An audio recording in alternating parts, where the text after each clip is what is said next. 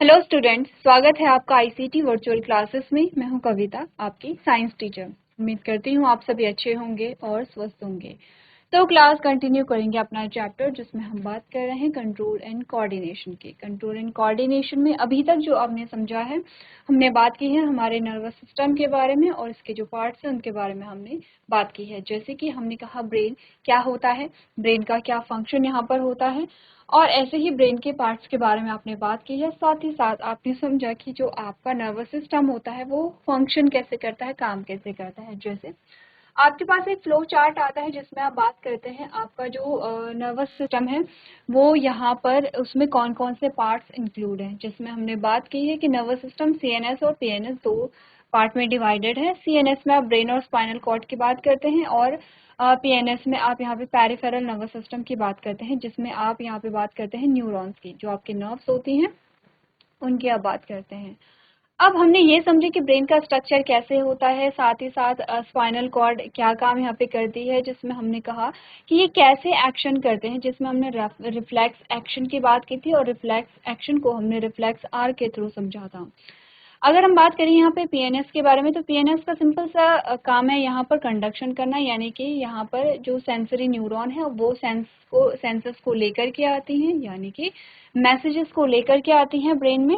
और ब्रेन जो भी यहाँ पे कमांड देगा वो क्या करेगी, वहाँ पर जो आपका टारगेट एरिया है, ठीक है, वहाँ पर वो कमांड को लेकर के जाएंगी। तो ये काम होगा यहाँ पे पेरिफेरल नर्वस सिस्टम का। लेकिन आपने कहा कि आपकी बॉडी में दो टाइप के एक्शंस या दो टाइप के मूवमेंट होते हैं, जिसमें हमने कहा कि एक तो होता है यहाँ पर आपका वॉलंटरी एक्शंस और एक होता है इनवॉलंटरी। वॉलंटरी जो हम अपनी इच्छा और अपनी मर्जी के अकॉर्डिंग हम उसे कंट्रोल कर सकते हैं, आप स्टार्ट या स्टॉप कर सकते हैं, वो आपके वॉलंटरी एक्शन होते हैं। जैसे कि आपका बोलना, ठीक है, और जैसे कि आपका चलना, आपके हाथों का मूवमेंट, आपके बॉडी का मूवमेंट, आपके फेस के एक्सप्रेशन। तो ये जो आपके आते हैं आपके वॉलंटरी एक्शन में आते हैं। इनवॉलंटरी एक्शन में जैसे कि आपका डाइजेशन, जैसे कि आपका जो ब्लड सर्कुलेट हो रहा है, जैसे कि आपकी हार्ट बीट जो है, तो ये सारी जो चीज़ें हैं ये आपके इनवॉलंटरी एक्शन में आते हैं, जिन्हें कि आप अपनी मर्जी से स्टॉप या स्टार्ट नहीं कर सकते हैं, ठीक है। अब इसी के अकॉर्डिंग पीएनएस दो टाइप का होता है, ऑटोमेटिक एंड सोमैटिक। ऑटोमेटिक में हमने कहा ये कहाँ पे काम करेगा, जो ऑटोमेटिक काम कर रहा है, जो हमारे कंट्रोल में नहीं है, ऑटोमेटिक है। ऑटोमेटिक में हमने क्या बात की है यहाँ पे, इनवॉलंटरी एक्शंस के बारे में बात की है। इनवॉलंटरी एक्शंस के लिए आपकी इनवॉलंटरी मसल्स रिस्पॉन्सिबल होती हैं, ठीक है। सोमैटिक नर्वस सिस्टम जो है आपके वॉलंटरी एक्शंस जहाँ पर होते हैं, यानी कि जहाँ पर आपके वॉलंटरी मसल्स होती हैं वहाँ पर पाए जाते हैं। अब आपने कहा ऑटोमेटिक नर्वस सिस्टम भी दो टाइप का फर्दर हमने देखा। हमने कहा सिंपैथेटिक है और पैरासिम्पैथेटिक है। सिंपैथेटिक जब आपको सिंपैथी चाहिए, सिंपैथी का मतलब क्या होता है, ये जस्ट एक याद करने का एक तरीका है। सिंपैथेटिक का मतलब होता है कि जब आप किसी डेंजर कंडीशन में होते हैं या एबनॉर्मल कंडीशन में होते हैं, तो उस टाइम में आपकी बॉडी में कुछ चेंजेस आते हैं, कुछ जो भी आपके रेट होते हैं उनमें कुछ चेंजेस आते हैं। जैसे कि आपने कहा एड्रिनल ग्लैंड से एड्रिनलिन रिलीज होने लगेगा, जिससे कुछ चेंजेस आएंगे। आपका ब्लड प्रेशर हाई होता है, आपका जो हार्ट रेट है वो हाई होता है, आपका रेस्पिरेटरी रेट हाई होता है, और इसीलिए आपका जो बीपी होगा वो यहाँ पे हाई होगा, स्वेटिंग होने लगेगी। और यहाँ पर आपने कहा कि ये सारे चेंजेस आते हैं, क्यों आते हैं, क्या होता है जब ये चेंजेस आते हैं, रीज़न क्या है और रिजल्ट क्या होता है, ये सारी चीज़ें हमने डिस्कस की थी जब हमने यहाँ पे टॉपिक पढ़ा था। अब क्या होगा, पैरासिम्पैथेटिक कब काम करेगा, फिर यहाँ पे तो सिंपैथेटिक काम कर रहा है कि ये जो सारी चीजें हो रही हैं सिंपैथेटिक नर्वस सिस्टम के थ्रू हो रही हैं। हमने कहा जब नॉर्मल कंडीशन आ जाती है और अब आप नॉर्मल हैं, सिंपैथेटिक नर्वस सिस्टम जो है वो सिर्फ एबनॉर्मल कंडीशन में या डेंजर कंडीशन में नहीं, बल्कि जब आप कुछ काम कर रहे हैं, हैवी एक्सरसाइज अगर आप कर रहे हैं, आप कोई काम ऐसा कर रहे हैं कि जिसमें आपकी सांस फूल रही है, तो तब भी यहाँ पे पैरासिम्पैथेटिक सिस्टम होगा। हाँ, आपने कहा आप रिलैक्स हैं, आप नॉर्मल कंडीशन में हैं, या आप सो रहे हैं, आप बैठे हुए हैं, इस कंडीशन में ऐसा नहीं है कि आपको बहुत ज़्यादा आपका जो रेस्पिरेटरी रेट है वो हाई होना चाहिए, आपका जो यहाँ पे हार्ट रेट है वो हाई होना चाहिए, और आपका जो बीपी होगा वो हाई होगा, नहीं, यहाँ पे नॉर्मल होगा। अगर एक स्वस्थ व्यक्ति के बारे में हम बात कर रहे हैं तो आपने कहा जब यहाँ पे नॉर्मल कंडीशन होती है और सारे जो रेट होते हैं वो नॉर्मल रहते हैं, तो यहाँ पे पैरासिम्पैथेटिक नर्वस सिस्टम काम करेगा। क्लियर इतना? तो अभी तक हमने नर्वस सिस्टम के बारे में बात की और सभी जो चीजें हैं आपने इसी से रिलेटेड की हैं, जैसे कि आपने कहा कि स्टिमुलाई क्या होते हैं, जैसे कि आपने कहा रिसेप्टर क्या होते हैं, जैसे कि आपने बात की है नर्वस सिस्टम के हर एक पार्ट के बारे में, और उसी में आपने देखा है यहाँ पे स्ट्रक्चर ऑफ न्यूरॉन यानी कि यूनिट ऑफ नर्वस सिस्टम, जो नर्वस सिस्टम की जो यूनिट होती है उसके बारे में, जैसे कि न्यूरॉन, न्यूरॉन क्या है, न्यूरॉन का स्ट्रक्चर क्या है, और न्यूरॉन का जो स्ट्रक्चर है उसकी हर एक पार्ट्स के बारे में हमने यहाँ पे बात की है। ठीक है, टाइप्स ऑफ न्यूरॉन यहाँ पर देखेंगे तो दो टाइप के हमारे पास न्यूरॉन आते हैं बेसिकली, सेंसरी न्यूरॉन और मोटर न्यूरॉन। क्या डिफरेंस होता है ये हमने यहाँ पे डिस्कस किया था, ये आपको देखना है अपने नोट्स, साथ साथ में आप नोट्स देखते रहेंगे कि क्या क्या चीजें हमें यहाँ पे रिवाइज करनी है। ट्रांसमिशन देखें तो अगर आपने यहाँ पे न्यूरॉन का डायग्राम कर लिया है तो आपको ट्रांसमिशन जो है वो अलग से पढ़ने की जरूरत नहीं है, क्योंकि आप जानते हैं डेंड्राइट्स रिसीव करेंगे जो सेल बॉडी या सोमा में पहुंचाएंगे, सोमा से एक्सॉन, एक्सॉन से आपने का नर्व एंडिंग पे, इसके नर्व एंडिंग पे यहाँ पे दूसरा न्यूरॉन स्टार्ट होगा, तो नर्व एंडिंग से दूसरे न्यूरॉन के जो डेंड्राइट्स होंगे वो जो मैसेज है या जो इम्पल्स है उसको रिसीव करेंगे। तो यही क्या होता है, ट्रांसमिशन का एक सीक्वेंस हमारे पास आता है। ठीक है, ह्यूमन नर्वस सिस्टम के बारे में बात करें तो वही सारी चीजें आपको बता रखी हैं, जो इम्पोर्टेंट चीजें हैं वो आपको यहाँ पे बात करनी है क्रेनियल नर्व और स्पाइनल नर्व के बारे में। ठीक है, आपने कहा कि यहाँ पे आपके पास दो टाइप की नर्व आते हैं, क्रेनियल नर्व और स्पाइनल नर्व। अगर हम क्रेनियल नर्व की बात करें तो वो 12 जोड़ी होती है जो आपके ब्रेन से निकलती है और आपके हेड वाले पोर्शन तक रहती है। ठीक है, 12 जोड़ी होती है। अगर हम स्पाइनल नर्व की बात करें तो 31 जोड़ी होती है, 31 पेयर्स होते हैं, जो आपके स्पाइनल कॉर्ड, जो आपकी रीढ़ की हड्डी है वहां से निकलती है और आपकी पूरी बॉडी में हेड के नीचे का जितना पोर्शन है वहां पर फैली रहती है। तो एक चीज हम ये समझे कि स्पाइनल नर्व का जो नंबर है वो ज्यादा है, और दूसरा ये पूरी बॉडी को कवर कर रहे हैं। ठीक है, क्रेनियल नर्व का जो नंबर है वो कम है, सिर्फ 12 जोड़ी है और सिर्फ हेड वाले पोर्शन को ही क्या कर रही हैं, यहाँ पे कवर कर रही हैं। ठीक है, तो ये इंपॉर्टेंट चीजें हैं।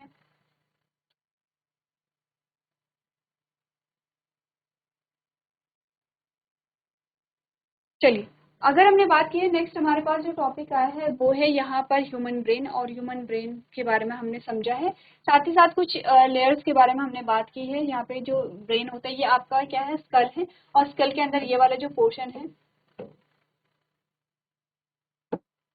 स्कल के अंदर ये वाला जो पोर्शन है ये आपका क्या आता है, ब्रेन वाला पोर्शन आता है।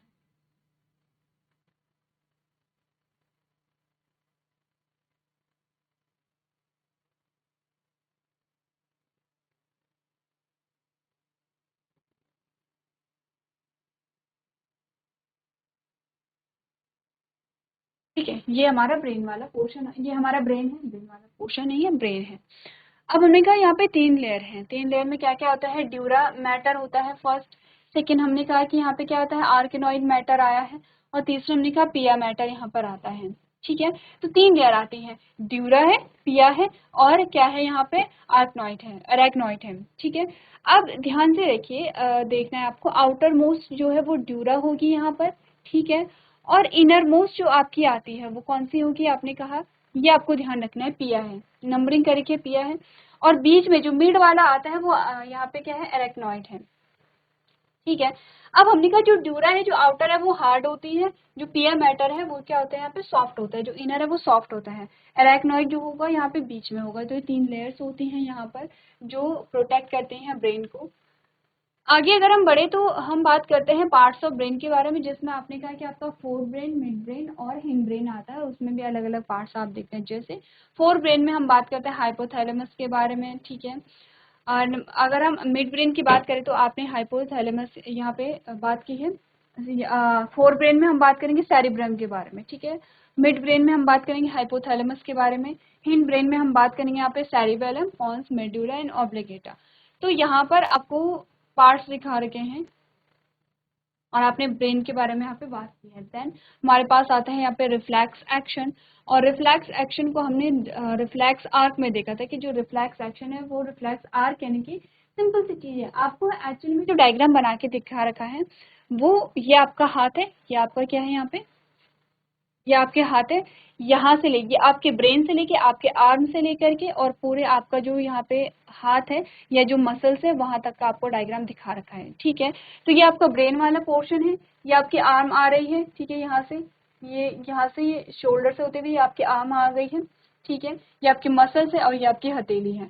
तो बेसिकली जो डायग्राम दिखाया गया है वो ये वाला है कि अगर इस मसल्स पे, अगर ये जो मसल है, ये आपके जो मसल्स हैं, ये वाले मसल्स और ये जो मसल्स हैं, अगर यहाँ पर आपने कहा कि मूवमेंट हो रही है तो उसका रीजन क्या होता है, तो आपको रिफ्लेक्स आर्क के थ्रू एक मूवमेंट दिखाई गई है यहाँ पे कि जो इम्पल्स है वो कैसे यहाँ पे ट्रैवल करते हैं।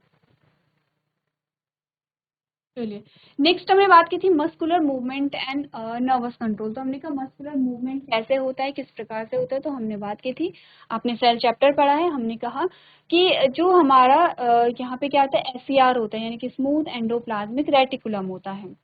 उसमें वो क्या करते हैं, कैल्शियम को स्टोर करता है।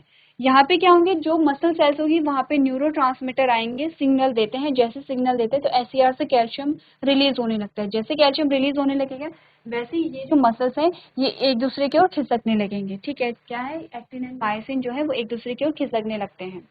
और इसी को हम क्या कहेंगे, कॉन्ट्रैक्शन, क्योंकि पहले एरिया इतना था, एरिया इतना हो गया, तो इसी को हम कॉन्ट्रैक्शन कहेंगे। और सेम जब यहाँ पे रिलैक्स कंडीशन आएगी तो ये वापस अपनी कंडीशन में वापस आ जाएंगे। तो एक्चुअली में ये है कॉन्ट्रैक्शन और ये है यहाँ पर रिलैक्सेशन। ठीक है, तो यहाँ पर कॉन्ट्रैक्ट हो रही है और ये जब इस कंडीशन में वापस आते हैं तो इसे हम रिलैक्सेशन कहेंगे। क्लियर है, यहाँ तक की बात अगर क्लियर है तो हम आएंगे अपने टॉपिक पे। और हमारा जो टॉपिक चल रहा था दैट इज एंडोक्राइन सिस्टम। हम बात कर रहे थे एंडोक्राइन सिस्टम के बारे में। तो अभी तक हम एंडोक्राइन सिस्टम पे नहीं आए हैं, अभी तक हम सिर्फ ग्लैंड्स पे आए हैं। हमने सिर्फ ग्रंथियों के बारे में बात की है कि जो ग्लैंड्स होते हैं वो कुछ स्ट्रक्चर होते हैं हमारी बॉडी में, इनका काम होता है सिक्रीशन या श्रावण। ये क्या करते हैं, श्रावित करते हैं। अब ये क्या श्रावित करते हैं ये हम आगे देखेंगे। अभी हम ये देखते हैं कि ये कितने प्रकार का होता है। तो आप देख रहे हैं कि आपकी स्क्रीन पे हमने कहा दो टाइप की ग्लैंड्स हमने देखी हैं, एक है एंडोक्राइन ग्लैंड और दूसरी है एक्सोक्राइन ग्लैंड। अब एंडोक्राइन ग्लैंड्स लिखा हुआ है, इट मींस कि एंडोक्राइन ग्लैंड एक नहीं होती है, एक्सोक्राइन ग्लैंड एक नहीं होती है, ग्लैंड्स लिखा है तो बहुत सारी होती हैं। तो हमने कहा कि जो एंडोक्राइन ग्लैंड्स होती हैं, यानी कि बहुत सारी जो एंडोक्राइन ग्लैंड्स होती हैं, उसको हम एक सिस्टम का नाम दे देते हैं, उसे हम क्या कह रहे हैं, एंडोक्राइन सिस्टम कह रहे हैं। सिंपली अगर हम कहेंगे एक्सोक्राइन ग्लैंड्स है, बहुत सारी ग्लैंड्स है, तो इसे हम एक्सोक्राइन सिस्टम यहाँ पर कह देंगे। ठीक है, इस बात से हम इतना तो समझें कि एंडोक्राइन सिस्टम का मतलब क्या है। एंडोक्राइन सिस्टम में हम बात करेंगे बहुत सारी ग्लैंड्स की। ठीक है, सेम एक्सोक्राइन सिस्टम में हम बात करेंगे बहुत सारी जो एक्सोक्राइन ग्लैंड्स होती हैं। आपके पास जो सिलेबस में है वो है यहाँ पे एंडोक्राइन सिस्टम। ठीक है, एंडोक्राइन सिस्टम के बारे में हम बात करेंगे। थोड़ा सा इन दोनों के बीच में डिफरेंस क्या है वो हम देख लेते हैं एक बार। जैसे एक जो प्राइमरी डिफरेंस जो है वो हमने यहाँ पर लिखा हुआ है। हमने कहा एंडोक्राइन ग्लैंड्स जो होती हैं वो डक्टलेस ग्लैंड होती हैं और एक्सोक्राइन ग्लैंड जो होती हैं वो यहाँ पर क्या होती हैं, उनमें डक्ट होती हैं, डक्ट वाली ग्लैंड्स यहाँ पर होती हैं। साथ ही साथ हमने कुछ एग्जाम्पल यहाँ पर देखे हैं, जैसे कि हमने कहा कि जो एंडोक्राइन ग्लैंड्स होती हैं, एंडोक्राइन ग्लैंड्स होती हैं क्योंकि वो डकलेस है तो उनका जो श्रावण होता है, उनका जो सिक्रीशन है वो क्या है। और एक्सोक्राइन ग्लैंड्स जिनमें हमने कहा कि क्या होती हैं, डक्ट होती हैं, उनका एग्जाम्पल क्या है। तो कुछ एग्जाम्पल हमने यहाँ पर लिखे थे, कुछ एग्जाम्पल हमने लिखे थे। अभी हमें ये नहीं पता है कि ये एंडोक्राइन है या एक्सोक्राइन है। ये कुछ एग्जाम्पल हमारे पास आते हैं, जैसे कि सलाइवा। सलाइवा जो क्या होता है, हमारा थूक होता है, या जिसे आप लार कहते हैं। तो अब आप थूक नहीं कहेंगे, अब आप लार या सलाइवा कहेंगे। ठीक है, जो हमारे माउथ में क्या होता है, सिक्रीट होता है या श्रावित होता है। नेक्स्ट आता है ग्रोथ हार्मोन, एक ऐसा हार्मोन जिसकी वजह से हमारी जो हाइट है वो बढ़ती है। किसी की बॉडी में अगर जो ग्रोथ हार्मोन है वो अच्छा रिलीज हो रहा है तो उसकी हाइट अच्छी है, किसी के बॉडी में अगर कम रिलीज हो रहा है तो उसकी हाइट क्या है, कम है। नेक्स्ट आता है इंसुलिन यहाँ पे। ठीक है, नेक्स्ट आएगा इंसुलिन। इंसुलिन आप जानते हैं कि आपके पैनक्रियास से रिलीज होता है। ठीक है, और करेगा काम, क्या करेगा, ब्लड शुगर लेवल को क्या करता है, यहाँ पर मेंटेन रखता है। तो नेक्स्ट है स्वेट, ये नीचे वाला जो है एस, इसका मतलब है स्वेट, स्वेटिंग होती है, पसीना आता है हमें। तो हमने कहा कुछ सिक्रीशन हमारी बॉडी के हैं, इनमें से हमें ये नहीं पता है कि कौन सा एक्सोक्राइन है और कौन सा एंडोक्राइन है। अब आपको होमवर्क में क्या दिया गया था, होमवर्क में सबसे पहले आपको ये बताया गया था कि इनके जो सिक्रीशन है एक बार आप लोग उनके कुछ एग्जाम्पल करके लेके आएंगे, एटलीस्ट एक या दो एग्जाम्पल आपको यहाँ पर करने हैं। एक बार देखिए, अगर आपने होमवर्क किया है तो आप लोग यहाँ पे बताएंगे कि जो एक्सोक्राइन ग्लैंड है उसके सिक्रीशन क्या है और जो एंडोक्राइन ग्लैंड है उसके सिक्रीशन क्या होते हैं।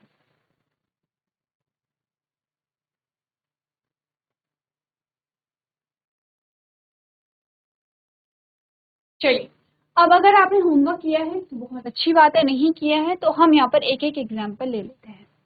हम ले लेते हैं एंड इन्हीं में से ले लेते हैं कुछ एग्जाम्पल, ठीक है, इन्हीं में से कुछ एग्जाम्पल ले लेते हैं। हमने कहा कि यहाँ पर जो आपके एंडोक्राइन ग्लैंड है उसका जो एग्जाम्पल है वो है यहाँ पे ग्रोथ हार्मोन।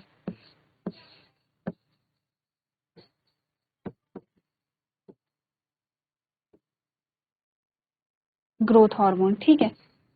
ये किसका एग्जाम्पल है, ये किसका एग्जाम्पल है, यहाँ पर आपने कहा ये एंडोक्राइन ग्लैंड का एग्जाम्पल है कि जो एंडोक्राइन ग्लैंड है उनके सिक्रीशन जो है उसका एग्जाम्पल है। अब हम एक्सोक्राइन का एक एग्जाम्पल लेते हैं, तो हमने कहा एक्सोक्राइन का एक एग्जाम्पल हम ले लेंगे सलाइवा। अब कुछ चीजें समझिए, देखिए यहाँ पर देखिए, हमने कहा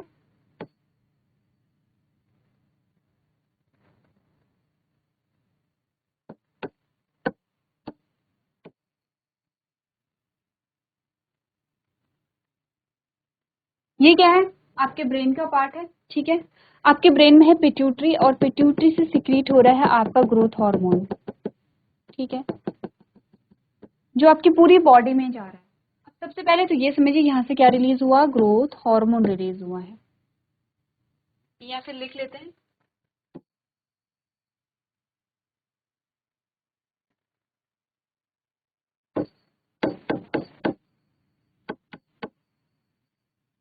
पिट्यूटरी ग्लैंड जो है उससे रिलीज होता है ग्रोथ हार्मोन, ठीक है।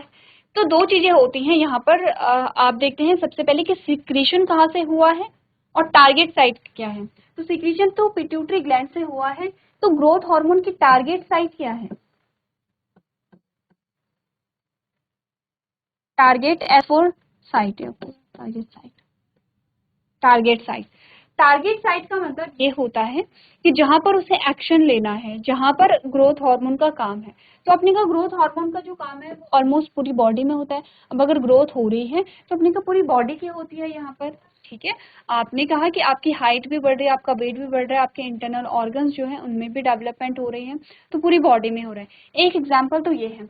दूसरा हमारे पास आता है gland, salivary gland. Salivary gland से रिलीज होता है सलाइवा, और अगर सलाइवा की मैं टारगेट साइट देखूं तो ये है माउथ, ये क्या है, माउथ है यहाँ पर, ठीक है। अब देखते हैं, हमने कहा कि पिट्यूटरी ग्लैंड आपके जो ब्रेन है, ठीक है, आपका जो मस्तिष्क है इस वाले पोर्शन में होता है।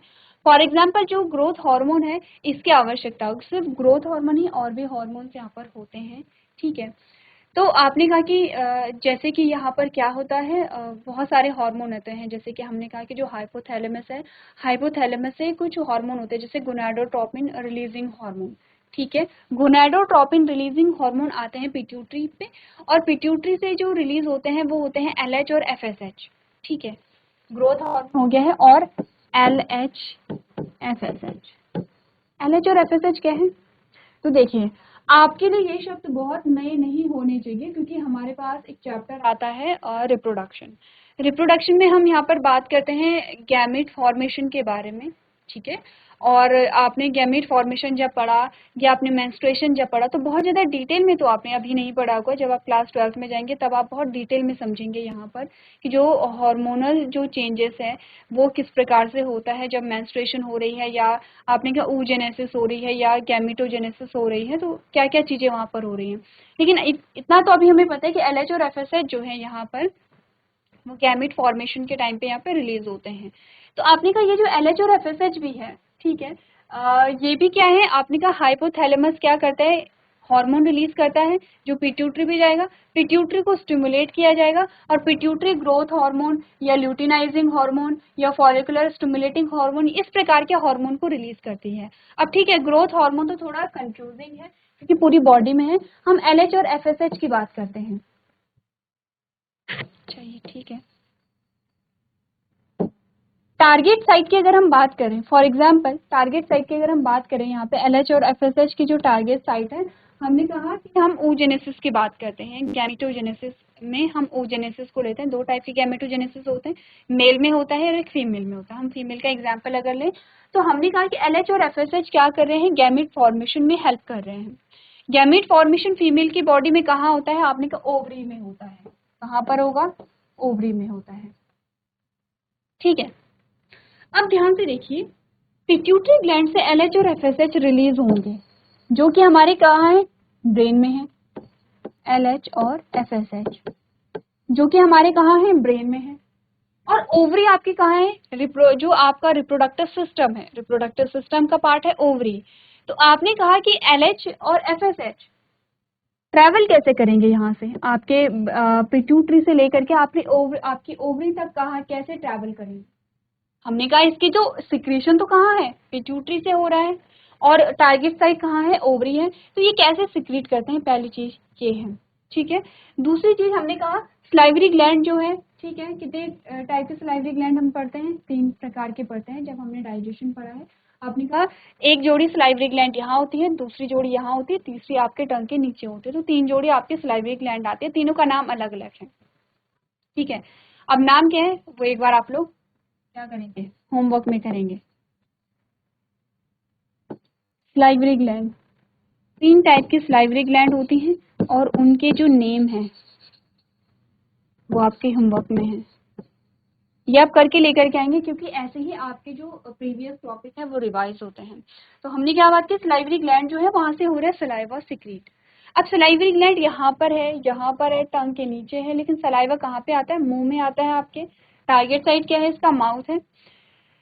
तो अब हमें ये देखना है, क्योंकि हमने क्या बोला था, एक्सोक्राइन और एंडोक्राइन का हमने एग्जाम्पल लिया था। तो हमने एंडोक्राइन का जब एग्जाम्पल लिया, हमने कहा कि जो एंडोक्राइन ग्लैंड है, एंडोक्राइन का जब हमने एग्जाम्पल लिया तो हमने किसकी बात की, यहाँ पर एग्जाम्पल में क्या लिया, यह है एंडोक्राइन। एंडोक्राइन सिक्रीशन अगर हम देखें तो हमने ग्रोथ हार्मोन भी है, ऐसा नहीं कि ग्रोथ हार्मोन गलत है, लेकिन ग्रोथ हार्मोन का जो टारगेट है अपनी का पूरी बॉडी है। ठीक है, तो उससे अच्छा हम कोई ऐसा एग्जाम्पल है जिसकी टारगेट साइट कोई स्पेसिफिक पार्ट हो, जिसे कि हम और अच्छे से समझ पाए। जैसे पूरी बॉडी तो अपने का पूरी बॉडी है, ओवरी आप जानते हैं कि रिप्रोडक्टिव सिस्टम में आती है आपकी ओवरी, तो आप समझ पा रहे हैं कि सिक्रेशन यहाँ से लेकर के यहाँ तक कैसे गया होगा। ठीक है, तो यह है एंडोक्राइन ग्लैंड और यह है एंडोक्राइन सिक्रीशन। अब एक्सोक्राइन ग्लैंड में हम क्या बात करते हैं, सलाइवरी ग्लैंड की बात करते हैं। तो ये है आपकी एक्सोक्राइन,